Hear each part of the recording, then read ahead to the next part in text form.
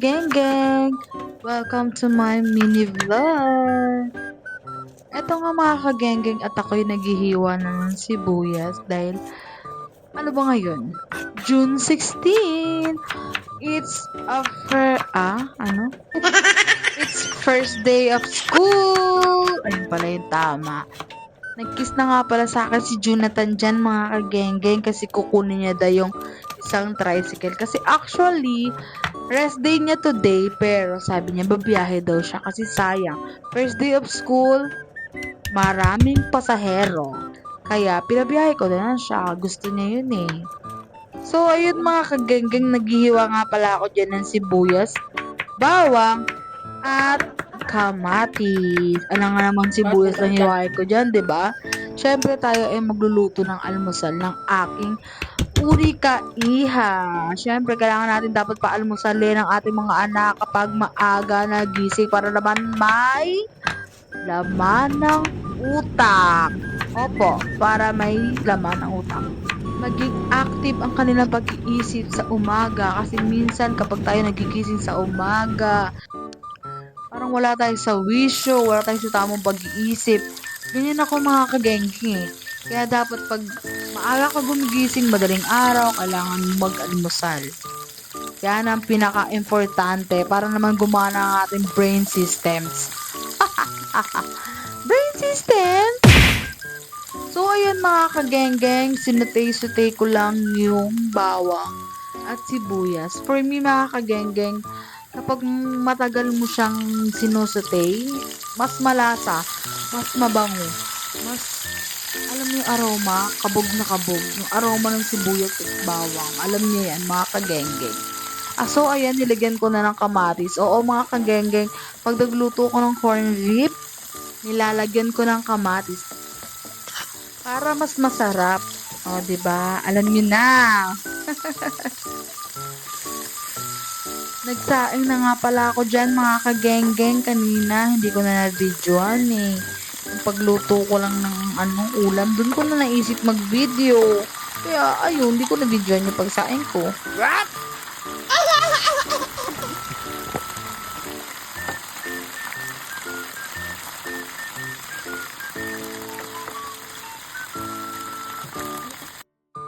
Nilagyan ko nga pala yan ng paminta at asin mga kagenggeng. Ewan ko ba, para sa akin mas masarap kapag yung ulam is lagi may paminta. Ayan mga kagenggeng, tapos na ako magluto kaya sabi ko kay Princess, nak, mag-almusal ka na, luto na yung ulam. Sabi niya sa akin kanina, Mama, bibidyohan mo ako, nakaganto lang ako. Nakabre lang ako hayaan mo na kasi ano ko naman, tuwalya.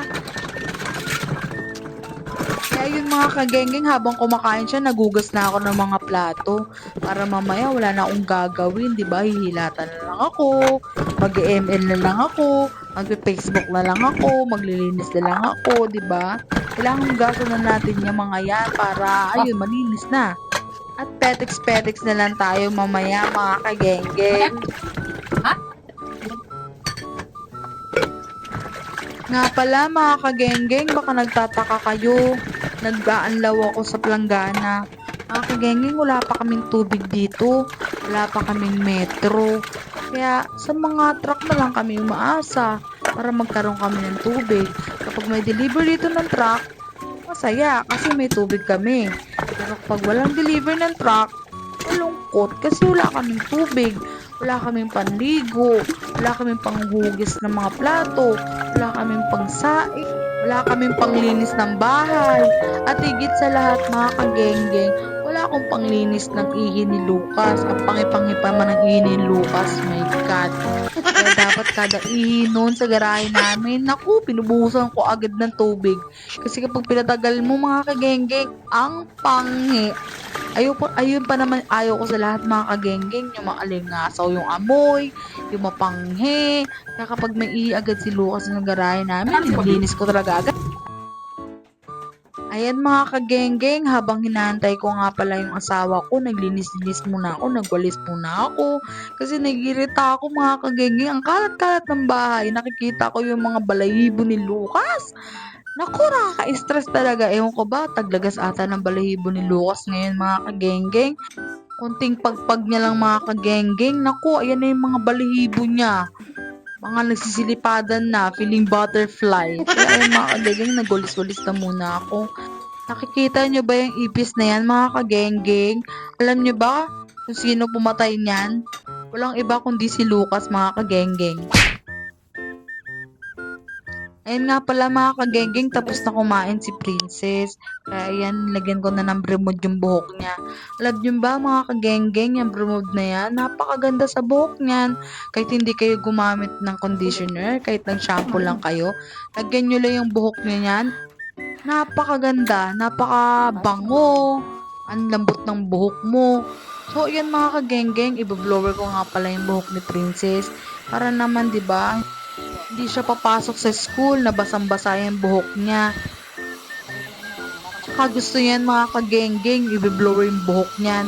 Arte niyan eh, kala mo talaga eh, no? Maganda. Pero maganda yan. Siyempre, kanina pa ba magmamana? Eh di kay mama. Oh, wow! Sasabihin na naman yan mga kagenggeng, hindi ko siya kamuka. Kamukha daw siya ng papa niya. Eh di wow, eh di kayo na magkamuka. Ayaw, di ma. Ako lang naman yung nagpakahirap ng siya ng buwan. Ako lang naman yung nanganak. Ako lang naman yung nagsuffer sa sakit. Tapos sasabihin mo, kumukha ka ng papa mo. Eh di shing! Ganon! Ganon!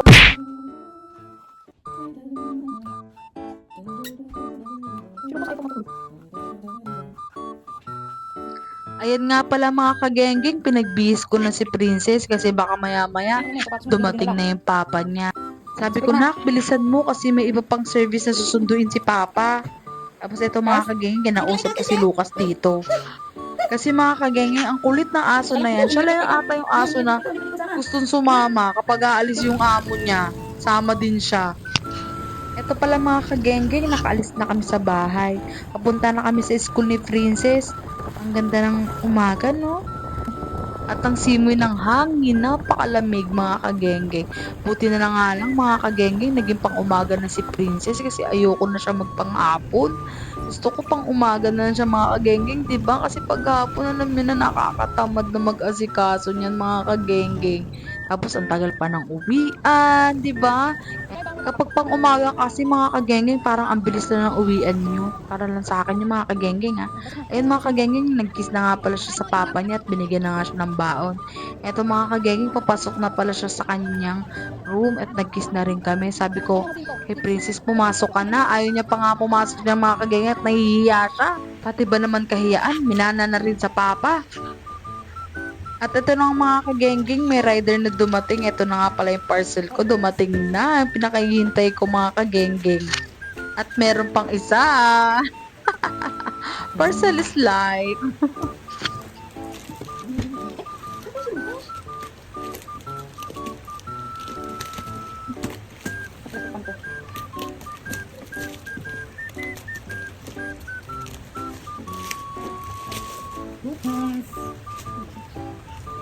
Hirap na nga pala ako dyan mga kagenggeng buksan yung parcel na yan. Ewan ko ba mga kagenggeng, minsan naiinis talaga ako sa mga parcel ko. Ang hirap-hirap buksan. Pero hindi naman natin masisi yung mga seller kasi gusto lang din naman nilang maingat sa mga products nila. Gusto nila makarating sa customer na maayos, na walang dents, na walang gasgas at walang problema. Grabe mga kagenggeng, yung hirap ko dyan, parang 10/10. Ang hirap talaga mga kagenggeng pag wala yung asawa ko. Kasi mga kagenggeng, pag nandiyan yung asawa ko, naku, matik yan, siya yung magbubukas niyan, hindi ako. Nakaka-stress mga kagenggeng. Ang dami niyang bubble wrap, ang dami niyang mga packaging tape na nakadikit, mga kagenggeng. Sobrang hirap tanggalin. Diyos ko, day. Diba, nakailang last na ako dyan ng blade. Blade nga pala mga kagenggeng yung gamit ko dyan kasi wala akong yung pambukas talaga ng mga parcel. Sorry na mga kagenggeng, order na lang ako. Order muna ako ha. So ayan mga kagenggeng, malapit ko na nga pala siya mabuksan. Ayan. Kaso hindi pa rin pala mga kagenggeng pagkatapos sa mga karton, bubble wrap, sa mga packaging tape. Dito naman tayo sa plastic. Diyos ko dahil, ang hirap talaga pakisamahan ng mga plastic. Eme! Oh, Ayun mga wow! ka-geng-geng, natanggal ko na nga pala yung mga plastic dyan sa aking parcel. Ayun nga pala mga ka-geng-geng is yung lamesa na binili ko para sa pag-affiliate ko mga ka-geng-geng. Ang ganda niyan mga ka-geng-geng, sulit na sulit yung presyo. At ayun, marble siya mga ka-geng-geng, marble block. Marmol. Sorry na mga ka-geng kasi lasing na ang inyong ka-geng-geng. Sulit siya mga ka-geng-geng, tsaka ang dali niya lang i-assemble. Ayan lang, inangat mo lang yung bawat gilid niya mga ka-geng-geng. At yun, instant lamesa na siya. Ang saya ko dyan mga ka-geng-geng, kasi may magagamit na ako. So dito na pala nagtatapos mga ka-geng-geng yung mini vlog ko. Maraming salamat sa mga nanonood.